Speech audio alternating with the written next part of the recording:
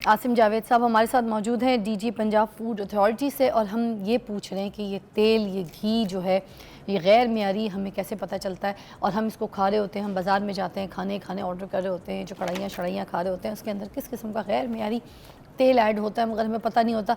अच्छा सर, मुझे एक और चीज़ बताइएगा कि कितनी FIR जो हैं वो 2 नंबर घी, तेल, ऑयल, इन चीज़ों के ऊपर हो चुकी हैं, बताइएगा। मैडम, इस साल तकरीबन 10 माह कंप्लीट होने को हैं।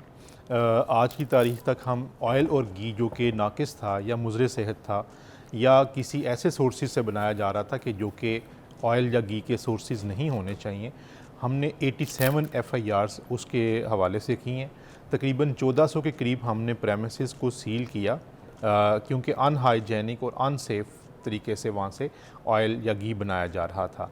और इसके अलावा हमने 280 मिलियन से ज़्यादा जो है वो फ़ाइन किए हैं। और हमारी ओवरऑल इंस्पेक्शंस और जो सिर्फ ऑयल और घी रिलेटेड इंडस्ट्री और फ्राइंग यूनिट्स की हैं वो तकरीबन 84,000 के करीब हैं इन 10 माह के अरसे में।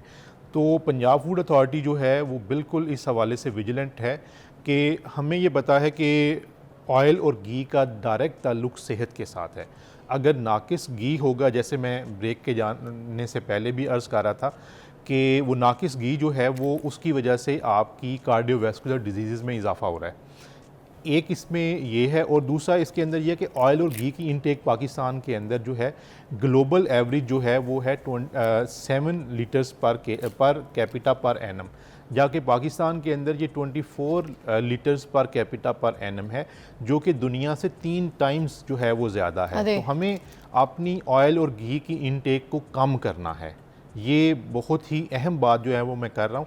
और एक और भी जो इशू कार्डियोवैस्कुलर डिजीज़ का बायस बनता है वो ये है कि हम रात को लेट खाना खाते ही सो जाते हैं।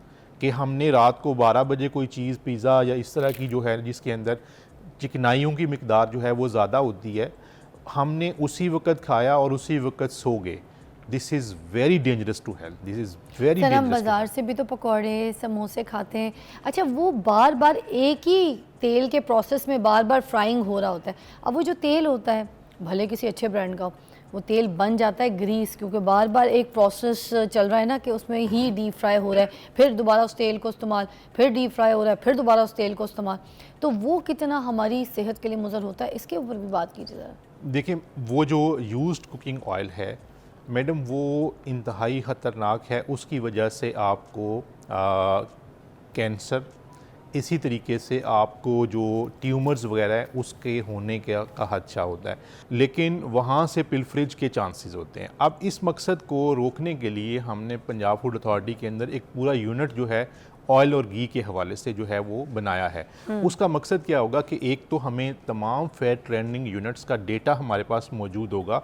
हम उनसे डेटा कलेक्ट किया करेंगे कि उन्होंने कहाँ से रॉ मटेरियल लिया और उसके बाद कौन सी जो पोल्ट्री की फर्म थी उसको, या कौन सी सोप इंडस्ट्री को जो है उन्होंने प्रोवाइड किया जो उन्होंने प्रोसेस करने के बाद।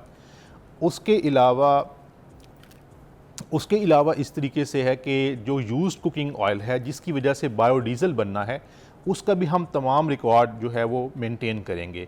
इसी तरह से ऑयल और घी की जितनी भी फ्राइंग यूनिट्स में जो इस्तेमाल हो रहा होता है उसका भी रेगुलर बेसिस पे तज्ज़िया करेंगे। और इस पूरी जो सनत है ऑयल और घी की, उसके ऊपर एक प्रॉपर जो है वो नज़र रखेंगे। ऐसा मेकनिज़म बनाएंगे कि हमें एक एंड टू एंड उसका पता हो कि रॉ मटेरियल कहाँ से आया और उसके बाद जो फिनिश्ड प्रोडक्ट है वो कहाँ पे गया, कहीं पे पिलफरेज तो नहीं हुई। तो इस मकसद को, क्योंकि घी और ऑयल का डायरेक्ट ताल्लुक़ हमारी सेहत के साथ है, और मैं ये बताना ज़रूरी समझता हूँ कि इस वक्त तकरीबन पाकिस्तान के अंदर 17% के करीब जो अमवात हो रही हैं वो कार्डियोवैस्कुलर डिजीज़ की वजह से। अल्लाह। और सर, एक ब्रेक दरकार है, ब्रेक के बाद हम दोबारा ज्वाइन करते हैं, इसी बात को एलैबोरेट करेंगे।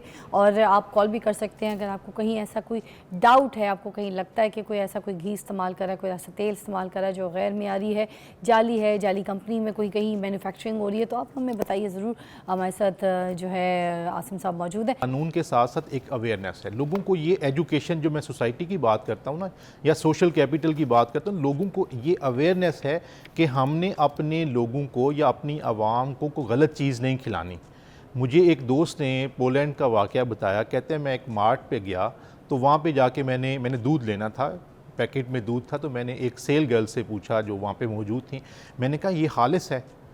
तो कहते हैं उस खातून ने, उस सेल गर्ल ने मुझे इतनी हैरानगी से और गुस्से से देखा कि मुझे खुद शर्मिंदगी होना शुरू हो गई कि इट अपीयर टू मी कि इस खातून की डिक्शनरी के अंदर नाखालिस का वर्ड ही नहीं है।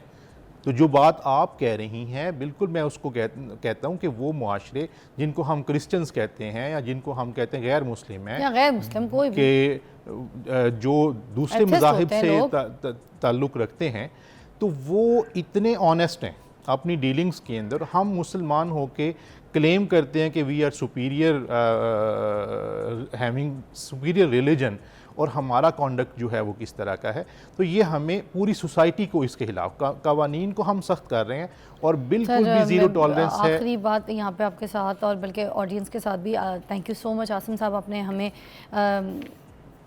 अच्छी गुफ्तगू की, आपने बताया, आपने जो आपने रूल्स कानून के साथ जो चीज़ें आप लोगों की प्लानिंग्स है, जो आगे फ्यूचर डिसाइडेड है, वो सब आपने एलैबोरेट की। मगर मैं आखिरी में यही बात करना चाहूँगी कि हम आवाम को सुधारने पे लगे हुए हैं और आवाम को यही बोले जा रहे हैं कि यार ये छोड़ दे, वो कर दे, यूँ कर दे, ये कर दे, ऐसे कर दे, वैसे कर दे, ज़ात पात चीज़ों को भी हम लेकर डिस्कस करते हैं। मगर जो काम करने वाला कानून का है, जब तक कानून सख्त नहीं होगा, जब तक ये जो सख्ती का ये जो डंडा है ना, ये डंडा सख्त नहीं होगा ना, जो जिसके ज़रिए एक सख्ती दिखाई जाएगी कानून की, तब तक ये आवाम एक पैनल पे सही नहीं होगी। ये आवाम को एक सख्ती चाहिए, सख्त वाली सख्ती। जब तक कानून सख्त नहीं होगा, उसके उसूल पक्के नहीं होंगे, तब तक कोई भी चीज़ सख्त नहीं हो सकती, तरीके से लाइंड अप नहीं हो सकती। हमें मिलावट वाली चीज़ें खिलाई जाएंगी, हमें गैर मियारी चीज़ें खिलाई जाएंगी। 2 नंबर ही, चाहे वो रेडी वाला हो, चाहे सस्ते ढाबे वाला हो, चाहे कोई रेस्टोरेंट वाला हो, कोई महंगी कंपनीज़ हो, मिलके जिसका जिस वक्त जो दिल करता है वो अपने गेम की मिलावटें डाल के तो आवाम के ऊपर थोप देता है गैर मियारी चीज़। और हम गैर मियारी चीज़ खा खा के जो है ना मर रहे हैं, क्योंकि हमारे पास कुछ और सरोकार कोई चीज़ नहीं है, क्योंकि हमारा कानून सख्त नहीं है।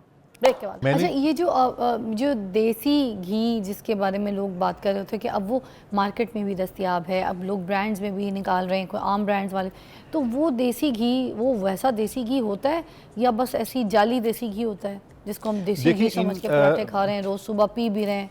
Is that right? फूड के अंदर मैं ये समझता हूँ कि अडल्ट्रेशन के बहुत से इश्यूज़ हैं, जिसकी वजह से आप देखें कि पिछले पूरे 10 माह के अरसे में, जो 10 माह भी कंप्लीट नहीं हुए इस साल के, हम तकरीबन 850 के करीब FIRs दे चुके हैं जो कि प्रूवन अडल्ट्रेशन है। होता क्या है कि बाज़ औक़ात जो मिलावट माफिया, जिनको अल्लाह ताला का खौफ नहीं है, जिनको पैसे बनाने का जो है वो एक लत पड़ी हुई है, खौफ नहीं, आपका खौफ भी नहीं है, कानून का खौफ भी नहीं है। इंशाल्लाह हम मैडम हम कानून का खौफ उनके दिलों में डाल रहे हैं।